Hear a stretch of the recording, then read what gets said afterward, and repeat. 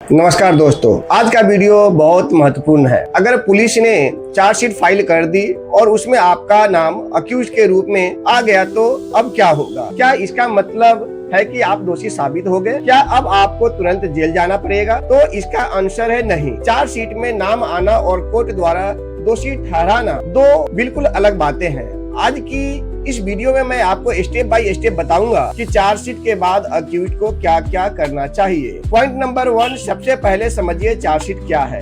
जब पुलिस किसी एफआईआर की इन्वेस्टिगेशन पूरी करती है तो बीएनएसएस की सेक्शन 193 के तहत मजिस्ट्रेट को रिपोर्ट भेजती है। इस रिपोर्ट में इन्वेस्टिगेशन के आधार पर यह बताया जाता है कि पुलिस के अनुसार ऑफेंस हुआ है या नहीं और किस व्यक्ति के खिलाफ एविडेंस मिला है। इसके साथ प्रोसिक्यूशन जिन डॉक्यूमेंट और विटनेस पर रिले करना चाहती है उनकी सामग्री भी कोर्ट को दी जाती है। इसलिए चार्जशीट पुलिस का इन्वेस्टिगेशन कंक्लूजन है, कोर्ट का फाइनल जजमेंट नहीं। पॉइंट नंबर 2, यह सबसे इम्पोर्टेंट बात है। अगर चार्जशीट में आपका नाम है तो इसका मतलब यह नहीं कि कोर्ट ने आपको दोषी मान लिया है। आपके खिलाफ अभी ट्रायल होना बाकी है।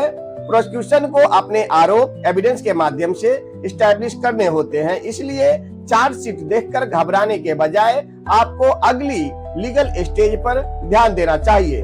पॉइंट नंबर 3, सबसे पहले चार्जशीट और डॉक्यूमेंट को पढ़े। मेरी पहली प्रैक्टिकल एडवाइस है कि चार्जशीट को बिना पढ़े कोर्ट में डिफेंस शुरू मत कीजिए।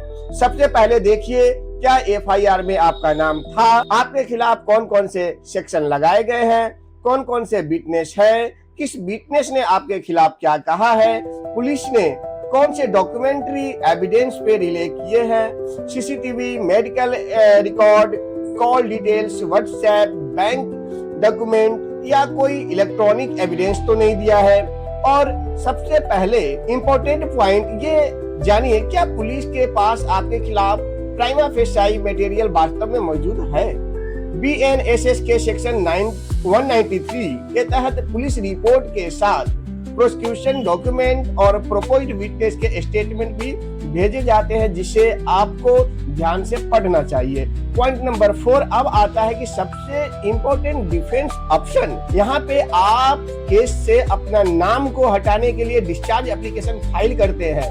अगर चार्जशीट और उसके साथ दिए गए मटेरियल को देखने के बाद कोर्ट को लगे कि आपके खिलाफ आगे प्रोसीडिंग चलाने के लिए पर्याप्त आधार नहीं है तो अप्रोप्रिएट स्टेज पर डिस्चार्ज की मांग की जा सकती है। लेकिन डिस्चार्ज का प्रोविजन केस के नेचर और कोर्ट के टाइप पे डिपेंड करता है। उदाहरण के लिए सेशन ट्रायल में बीएनएसएस के सेक्शन 250 बोले तो 250 डिस्चार्ज से संबंधित है और एप्लीकेशन सामान्यतः कमिटल के लगभग 60 डे के भीतर की जाती है और मजिस्ट्रेट के सामने पुलिस रिपोर्ट वाले वारंट केस में बीएनएसएस के सेक्शन 262 के तहत जाता है। अब सवाल है कि डिस्चार्ज के लिए क्या देखा जाना चाहिए, क्या देखा जाता है, आपको क्या करना चाहिए। आपके एडवोकेट को चार्जशीट के मटेरियल को केयरफुली एग्जामिन करना चाहिए।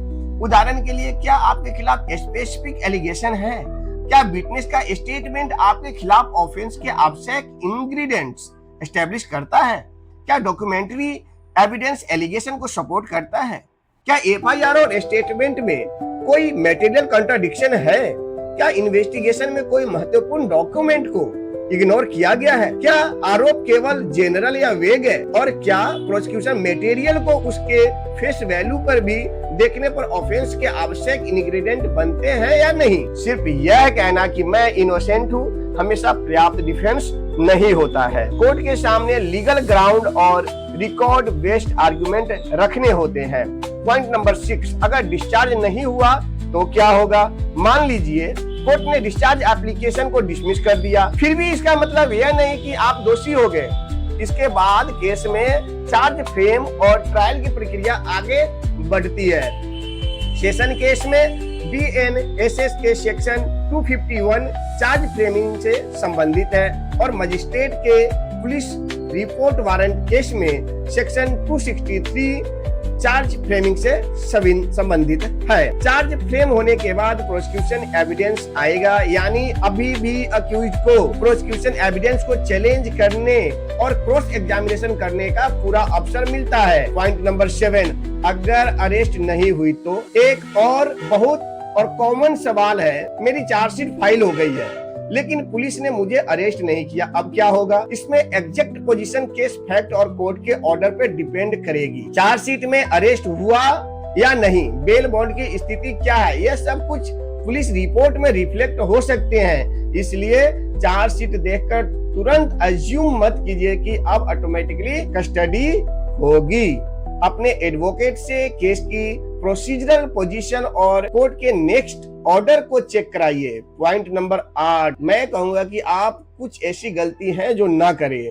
अगर चार्जशीट में आपका नाम आ गया है तो मैं बताऊंगा कि अब ये 5 गलती जो है बिल्कुल मत कीजिए। पहला, कोर्ट समन को इग्नोर ना कीजिए। दूसरा, पुलिस या जो शिकायत करता है, जिसने आपके विरुद्ध शिकायत किया है, उससे गुस्से में बहस न करे। व्हाट्सएप या सोशल मीडिया पर केस के बारे में अननेसेसरी स्टेटमेंट न डाले। एविडेंस डिलीट या मैनिपुलेट करने की कोशिश बिल्कुल न करे और चार्जशीट को बिना पढ़े डिफेंस तैयार करने की गलती तो बिल्कुल मत करे। आप आज की वीडियो की सबसे इम्पोर्टेंट बात को ध्यान रखिए, चार्जशीट में नाम आना दोषी होना नहीं होता। चार्जशीट पुलिस की इन्वेस्टिगेशन रिपोर्ट है, उसके बाद कोर्ट प्रोसीडिंग होगी।